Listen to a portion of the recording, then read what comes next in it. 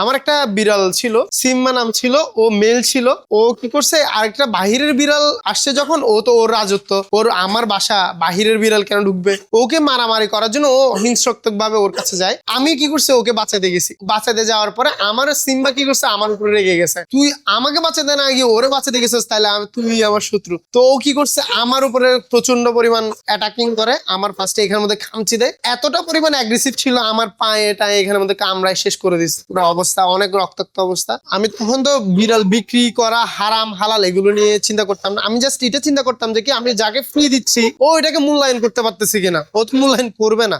তারপর হচ্ছে যখন একটা বিড়াল ফ্রিতে দিই, তো ওইটাকে রাস্তায় ছেড়ে দেয়। আমার মাথায় ঢুকছে কি, ফ্রিতে কোনো কিছুর মূল্য নাই, অবশ্যই টাকা দিয়ে কিনলে অবশ্যই এটার মূল্যায়ন করতে হয়। শুধু টাকার চিন্তা করে এটার যত্নতাত্ত্বিক করতো। আমি এরপরে বিক্রি করে দেই, একটা বিড়াল 3000 টাকা দিয়ে বিক্রি করে দেই। তখন আমি বিক্রি করে দিয়ে আসার পরে আমি অনেক কান্নাকাটি করি। আমি আমনির জন্য কান্না করতেছি। আম্মু দেখে আমার মানে আসছে, আমার আম্মু বলতেছে তোর বাপে দাবারে টাকা দেয় না, কি করবো আমার বল, এটার আনবি কিভাবে, তুই তো টাকাও খাইছিস। আম্মু বলতেছে ওই যে কানের দুল আছে, তুই এগুলো একটা কাজ কর, বন্ধক দে, বিক্রি করিস না, বন্ধক দে, আবার যাতে ফিরে নিয়ে আসতে পারে, আমি যাতে আমার কানের দুলগুলো নিয়ে আসতে পারি। তারপর কি হচ্ছে, বন্ধকের ব্যাপারে গেছি, ওখানের মধ্যে বলতেছে আপনার গার্ডিয়ানকে নিয়ে আসেন। আর আম্মু নিজে গিয়ে আমাকে কানের দুলগুলো বন্ধক দিয়ে আমাকে বিড়ালটা আবার ফিরায় আনার ব্যবস্থা করে। আনার পরে বুঝছে মানে আমি এই ফার্স্ট টাইমে আমার বিড়াল বিক্রি করা, ওই দিনই আমার লাস্ট, ওই দিনই ফার্স্ট, ওই দিনই লাস্ট। তো আমি বলতেছি না, এগুলোর ছাড়ি তো আমি দূরে যাওয়া সম্ভবই না। আমি এরপর রাস্তা দিয়ে যেতাম, পাখি পাইতাম, বেজি পাইতাম, ধরে নিয়ে চলে আসতাম। সেম ঘটনা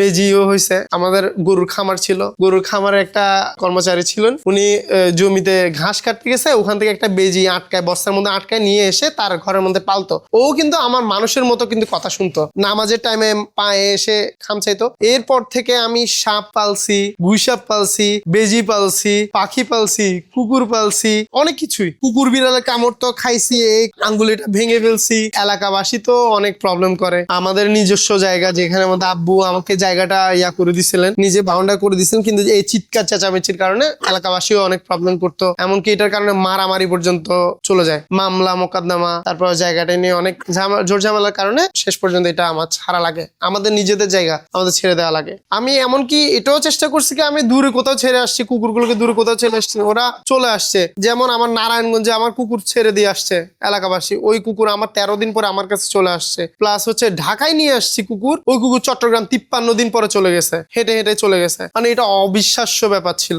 মানে কেউ বিশ্বাস করতেছে না যে মানে কুকুর যে মানে এত দূর আসে। ওদের ঘ্রাণ শক্তি, ওদের মেধা শক্তি কিন্তু আমাদের তো তুখর। একটা ভাইয়া আসেন গুলশান থেকে, কানাডা প্রবাসী। ওনার একটা জার্মান শেফার্ড কুকুর ছিল, যার প্রস্রাবের প্রবলেম ছিল, প্রস্রাব আটকে গেছিল। তখন হচ্ছে কোরবানের দিন তো সব ভেটেরিনারি ক্লিনিক বন্ধ। তখন বন্ধ যেহেতু, উনি আমাকে ইমিডিয়েট কল দিয়ে এসে আমাকে জানান। আমি তারপর কি করছি, উনি অনেক দিকে চেষ্টা করার পরে ক্যাথেটিং আছে না, ক্যাথেটিং প্রস্রাবের রাস্তা দিয়ে ক্যাথেটিং করে আমি ওর প্রস্রাবের রাস্তাটা ক্লিয়ার করি। উনি তো মহা খুশি। ওনার আদরের মানে ওই কুকুরটারও নাম কিন্তু সিম্বা, ওনার পুরো গায়ের মধ্যে সিম্বা ট্যাটু। হ্যাঁ, ওই কুকুরটার পায়ের ছাপ, তারপর হচ্ছে নাম, সবগুলো ট্যাটু করেন। মানে এতটা পরিমাণে ভালোবাসা ছিল ওই কুকুরটার সাথে। উনি আমাকে বলেন কি, ভাই আমি আপনাকে একটা গিফট করতে চাই। খুবই খুশি হয়ে ঈদের দিনে আমাকে ওনার গাড়িতে উঠায় আমাকে এখানে নিয়ে আসেন। জঙ্গল ছিল, এটা জঙ্গল থাকা অবস্থায় আমাকে এনে আমাকে বলতেছে, ভাই আমি এটা জায়গাটা কিনছি হচ্ছে 1 সপ্তাহ আগে, আমি আপনাকে এটা উপহার হিসেবে দিতে চাই, আপনি কি করতে পারেন আমাদের কুকুর বিড়ালদের জন্য। আমি বলছি, ভাইয়া এটার মধ্যে করতে হলে তো অনেক টাকার ব্যাপার স্যাপার আছে, আমি কি করবো। বলছে অনেক টাকার ব্যাপার স্যাপার আছে, কিন্তু শুরু করতে হবে আপনার ভালো মানে কণা থেকেই শুরু করতে হবে। আপনি এটা ফার্স্টে টিন দিয়ে করেন বা পরে বড় সড়ো একটা ইয়া করবেন। আমি আমার এখানের মধ্যে লাইফের মধ্যে যদি কোনো কিছু করতে যাই, একটা পাড়াও যদি দিতে যাই, ওদেরকেও চিন্তা করে পাড়া দেওয়া লাগে। কারণ হচ্ছে আমি যদি চলে যাই, ওরা পুরোপুরি ঘরহীন হয়ে যাবে, খাওয়া দাওয়া চলে যাবে। তো ওরা কিন্তু আমার দিকে তাকিয়ে থাকে। আমি এমনকি দেখছি কি, আমি যাই নাই বিদে আমার কুকুর খায় না খাই বসে আছে, ওর সামনে খাবার ছিল কিন্তু ও খাবারটা খায় না, শুধুমাত্র আমি আসি নাই বিদায়। তো ওই চিন্তাটা করে কিন্তু আমার সবকিছু ওদেরকে নিয়ে ঘেরা। আমি ওদের জন্য পড়ালেখা অফ করে দিছিলাম, বাসা থেকে বের হয়ে যাওয়া, তারপর আমার ব্যবসা বাণিজ্য সবকিছু ওদেরকে নিয়ে ঘেরা, এমনকি আমার পরিবার থেকে পর্যন্ত দূরে।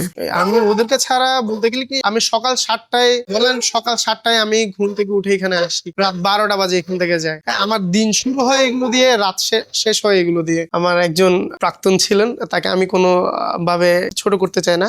তার সাথে আমার প্রায় 4 বছরের রিলেশন ছিল।